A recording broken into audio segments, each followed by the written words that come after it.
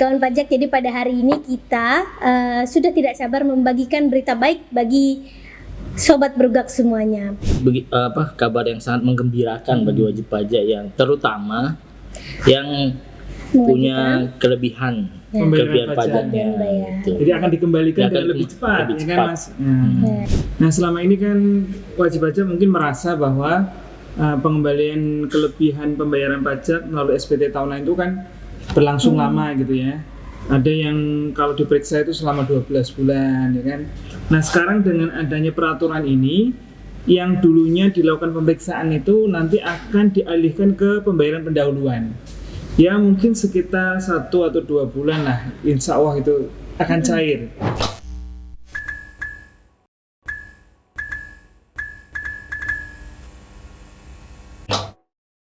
Assalamualaikum warahmatullahi wabarakatuh. Waalaikumsalam warahmatullahi wabarakatuh. Halo sobat berugak, kembali lagi di Berugak Talk Show, bincang ruang pajak KPP Pratama Mataram Barat.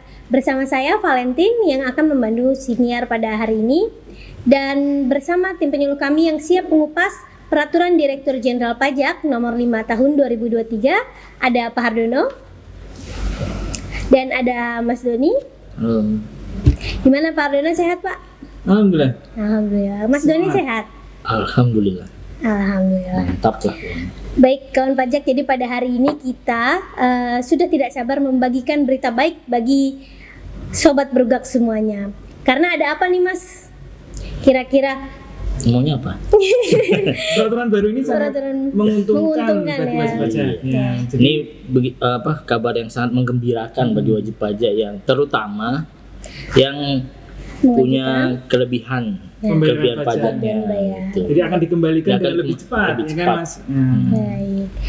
Baik, jadi kawan pajak, pada tanggal 9 Mei 2023 ini kemarin ada peraturan yang diterbitkan oleh Direktur Jenderal Pajak Nomor 5 Tahun 2023 terkait percepatan restitusi ya Pak ya. Pak Hardono, boleh nggak dijelasin latar belakangnya diterbitkan peraturan ini tuh apa sih? Nah, selama ini kan wajib pajak mungkin merasa bahwa pengembalian kelebihan pembayaran pajak melalui SPT tahunan itu kan berlangsung lama gitu ya. Ada yang kalau diperiksa itu selama 12 bulan, ya kan.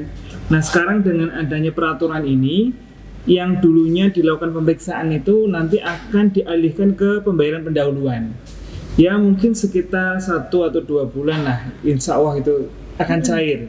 Kalau SPT atau surat pemberitahuan tahunan wajib pajak orang pribadi tersebut sesuai dengan ketentuan. Jadi akan dikembalikan dalam jangka waktu yang lebih cepat, terutama untuk orang pribadi yang mempunyai lebih bayar paling banyak adalah 100 juta. Kemudian kita juga akan mengalokasikan sumber daya fungsional pemeriksa untuk kegiatan yang lain gitu ya. Jadi bukan untuk memeriksa pemeriksaan pajak yang lebih bayar seperti ini gitu ya. Yang mungkin kegiatannya lebih strategis untuk fungsional pemeriksa kita. Mungkin latar belakangnya seperti itu. Oke. Baik, kalau untuk Mas Doni boleh dijelaskan pokok-pokok pengaturan yang diatur dalam Peraturan Direktur Jenderal Pajak Nomor 5 Tahun 2023 ini apa Mas? Jadi pokoknya itu kita akan mempercepat restitusi untuk orang pribadi yang lebih bayarnya sampai dengan 100 juta. Jadi yang pertama itu pokok pengaturannya, yang pertama, kalau dulu wajib pajak yang memilih 17B yang restitusi itu jangka waktu pengembalian pajaknya itu bisa sampai 12 bulan terkait pemeriksaan. Beda dengan yang memilih 17D, itu bisa 1 bulan, ya paling lama 1,5 bulan lah. Kalau tergantung kecepatan wajib pajak untuk menyampaikan nomor rekening. Tapi kalau sekarang yang memilih 17B kita alihkan ke prosedur sesuai dengan 17D, sama, jadi pengembalian pendahuluan. Baik itu yang sedang diperiksa saat ini ataupun yang belum diperiksa tapi sudah ke bagian pemeriksaan, nunggu giliran nih untuk diperiksa. Jadi kita tarik semua menjadi prosedur 17D. Bahkan sekarang kalau dulu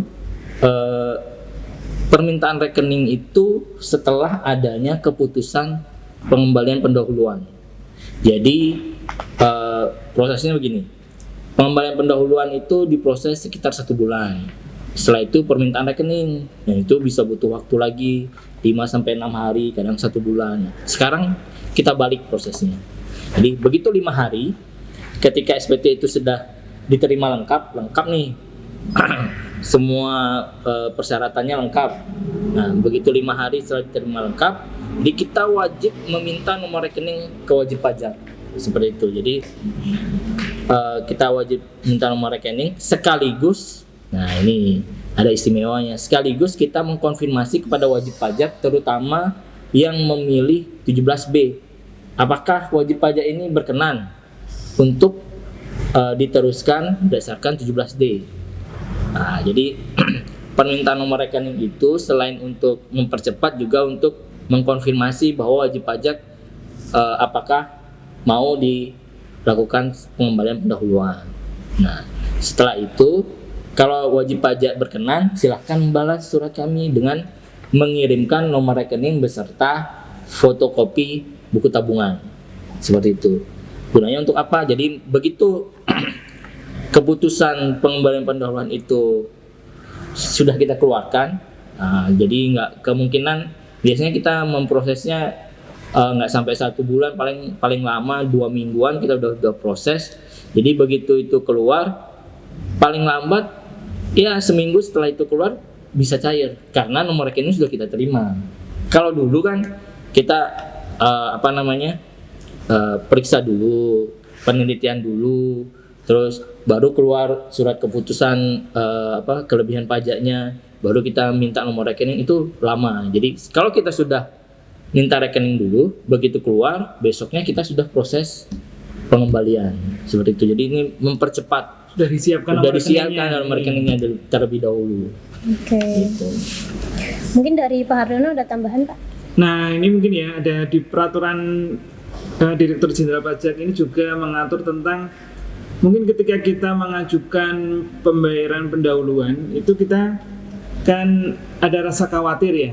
Kalau seandainya nanti ketika kita mengajukan kita dihantui dengan sanksi 100% kenaikan. 100% kenaikan. Dengan 100% kenaikan. Saya mau ngajuin tapi nanti kok saya khawatir nanti kalau saya diperiksa ulang gitu ya. Diperiksa ulang ternyata saya ada kurang bayar gitu kan. Kalau dulu kan sampai ada sanksi kenaikan 100%. Nah, Direktur Jenderal Pajak itu bisa mengurangi sanksi tersebut. Sehingga sanksi itu sama dengan sanksi pasal 13 Undang-Undang KUP, yaitu mungkin 13 sekitar ayat 2 ya, Pak? 13 ayat 2 Undang-Undang KUP yang mungkin sekitar 2% lah maksimal. Kalau sekarang sih 0,9 ya. Iya. Ya, jadi sesuai PMK ya. 0, ini 1% ya. Iya, 1% lah maksimal. Jadi dulunya itu dendanya itu 100%, bisa dikurangi menjadi sekitar 1% lah. Kemudian untuk SPT tahunan yang dimasukkan sampai dengan tanggal 31 Mei. Nah, sekarang masih belum sampai 31 Mei ini ya. SPT tahunan yang lebih bayarnya itu dimasukkan sebelum tanggal 31 Mei, maka nanti kita akan proses juga dengan menggunakan 17D apabila dia masuk dengan 17B yang dengan mencontrek restitusi itu ya, restitusi atau 17B, nanti kita akan proses dengan 17D. Nah, tapi ada pengecualiannya nih. Nah, misalnya kalau 17 dulunya terkait dengan misalnya kita udah pernah proses kemudian kita tolak ya kan, yang itu memang sebelumnya 17D kalau kita alihkan menjadi 17B ke pemeriksaannya, itu memang tetap akan lanjut ke pemeriksaan. Ya, jadi dulu mungkin wajib pajak malah mengajukan pendahuluan ya kan dengan 17D, tapi kita tolak karena ada syarat-syarat yang tidak memenuhi. Nah, kalau seperti itu kondisinya tetap kita akan lanjutkan ke pemeriksaan. Kemudian kalau terkait dengan post audit juga seperti itu. Jadi yang SPT masuk atau ada pemeriksaan terkait dengan post audit, tetap kita akan lanjutkan ke pemeriksaan dan SPT. Mau percepatannya ini seperti apa, Mas? Jadi seperti tadi. Jadi dari jangka waktunya lebih lama, misalnya kalau pemeriksaan 12 bulan, jadi kita percepat, jadi ya kurang lebih 1 bulan lah maksimal itu. maksimalnya 1 bulan. Kalau kita lihat peraturannya kan itu 15 hari kerja ya, itu sekitar 3 minggu itu harus sudah selesai penelitian apakah ini ada kelebihan bayar pajak atau tidak. Kalau ditambah 5 hari berarti ya sekitar 4 minggu lah sekitar. Jadi sekitar 1 bulan percepatannya. Kalau dulu kan bisa lebih dari 1 bulan itu, lebih dari 1 bulan. Tapi yang penting bagi wajib pajak adalah semangat kita untuk terus memperbarui layanan. Jadi semakin kita untuk mempermudah wajib pajak dalam melaksanakan hak dan kewajibannya. Apalagi ini kan haknya, jadi kita juga jangan menuntut kewajiban kepada wajib pajak, tapi juga kita sebagai petugas pajak, sebagai fiskus, kita juga terus untuk berbenah agar lebih cepat memberikan hak wajib pajak gitu. Seperti itu. Jadi pokoknya itu, jadi kita mempercepatlah biar wajib pajak ini cepat menerima haknya. Seperti itu. Nah, Mas Doni, kalau misalnya di SPT tahunannya ini, wajib pajaknya ini dia mencentang 17B, 17D, dan 17C. Kira-kira akan ditindaklanjutinya seperti apa? Jadi kalau semuanya dicentang nih, 17B, 17D nih, tetap kita akan pendirian. Iya, nggak boleh pendirian. Untuk saya punya pendirian. Jadi kalau kita mencontang semuanya, kita tetap akan memilih mekanisme yang paling cepat untuk wajib pajak, yaitu 17D. 17D jadi andalan ya? Iya, jadi andalan. Jadi masa mentang-mentang semua dicentang, kita masa kasih yang sulit. Jadi kita selalu kasih yang mudah-mudah. Tapi pikiran WP itu wajib pajak itu mungkin gini Mas Uni. Jadi ini 17B saya nggak dapat, nanti nyantol di 17C nggak dapat, nanti nyantol di 17D. Mungkin jadi dia apa istilahnya? Semuanya dicentang. Semuanya dicentang. Siapa tahu ada satu yang nyantol. Padahal semuanya itu otomatis sebenarnya. Kalau nggak memenuhi 17D, jadi sekarang itu semuanya kita arahkan ke 17D. Kalau tidak memenuhi, baru ke 17B, itu pun karena terpaksa lah, bukan karena. Jadi intinya kita tuh awalnya itu 17D lah. Mungkin pemirsa mungkin agak bingung dengan kata-kata 17B, 17C, 17D. Yang itu bisa dilihat di SPT tahunan ya. Di bawah, bagian bawah dekat tanda tangan itu kan ada contrengan kalau lebih bayar mau diarahkan kemana ya kan? 17B, 17C atau 17D. Di situ kan kita bisa lihat ya di situ ya. Jadi kita saya juga mengingatkan para wajib pajak, lebih baik kalau memilih itu 17B atau 17D, jangan memilih 17C. Karena 17C itu hanya untuk WP tertentu. Jadi SK, ya? Yang dia punya SK, kriteria tertentu. Iya, kriteria tertentu SK sebagai wajib pajak wajib pajak patuh lah istilahnya. Dan itu harus diajukan dulu ya Mas ya. Dulu. Ada surat keputusan. Ada surat keputusannya dari kita. Jadi makanya ya kita pokoknya kalau ada untuk teman-teman atau sobat pajak ini, kalau kita ada kelebihan bayar pajak, yang kita lihat itu adalah pasal 17B sama 17D. Yang 17C-nya kita tutup aja, tutup mata aja ya. Jadi singkirkan jauh-jauh 17C itu nanti akan menyusahkan. Maksudnya itu pasti bakalan agak ribet lah ini istilahnya. Jadi kalau kita maunya biar cepat pengambilan pendahuluan, jadinya malah ke pemeriksaan kalau kita pilih ke 17C. Makanya jadi kita pilih aja, bagi yang mendengarkan podcast ini kita pilih aja 17B atau 17D gitu. Oke. Kalau Pak Hardono, ini setelah berlakunya peraturan Direktur Jenderal Pajak nomor 5 tahun 2023 ini wajib pajak yang milih untuk dilakukan pemeriksaan atau 17B, transisi pemeriksaannya ini seperti apa Pak? Yang pertama tetap kita akan mengecek SPT-nya itu lengkap atau enggak ya. Ketika SPT-nya itu lengkap, maka kita akan lanjutkan dengan proses meminta nomor rekening, dan kemudian kita mengkonsep jumlah besaran yang akan kita kembalikan. Itu jangka waktunya 5 hari. Nah, apabila SPT-nya tidak lengkap, maka kita akan minta surat kelengkapan kepada wajib pajak agar dilengkapi sesuai dengan surat yang kami cantumkan itu. Jangka waktunya juga 5 hari untuk melengkapi. Nah, ketika SPT-nya sudah lengkap, maka kita secara administrasi di kantor itu kita akan terbitkan nomor NP2 namanya, NP2 pemeriksaan.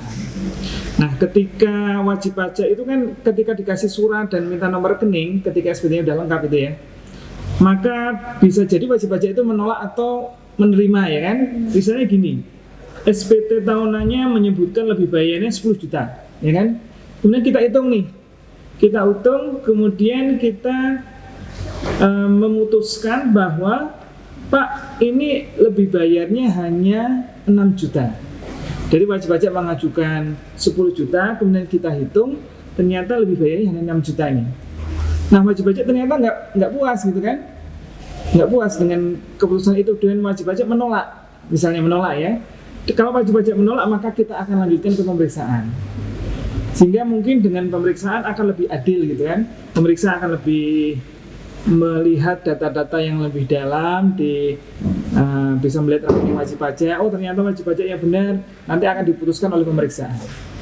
Tapi ternyata kalau misalnya wajib pajak itu sudah setuju dengan 6 juta tadi atau dengan keputusan sementara tadi, maka akan dilanjutkan dengan penerbitan surat ketetapan kelebihan pembayaran pajak, nah, SKP PKP. Nah, itu akan dilanjutkan dengan dengan pencairan dan lain sebagainya. Nah, kalau yang tadi itu kan Pak Hardono menjelaskan terkait kalau sudah SPT tahunannya ini disampaikannya setelah berlakunya ini ya Pak ya. Kalau misalnya transisi pemeriksaannya sebelum 1 Juni 2023 ini, transisi pemeriksaannya seperti apa Pak?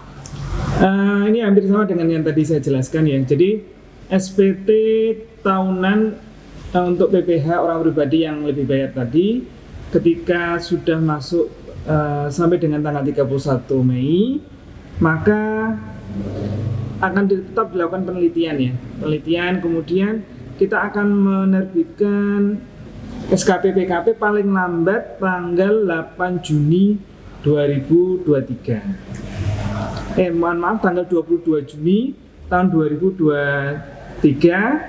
Kemudian juga kita akan memberitahukan kira-kira tadi besaran lebih bayarnya sebesar apa, itu paling lambat adalah tanggal 8 Juni.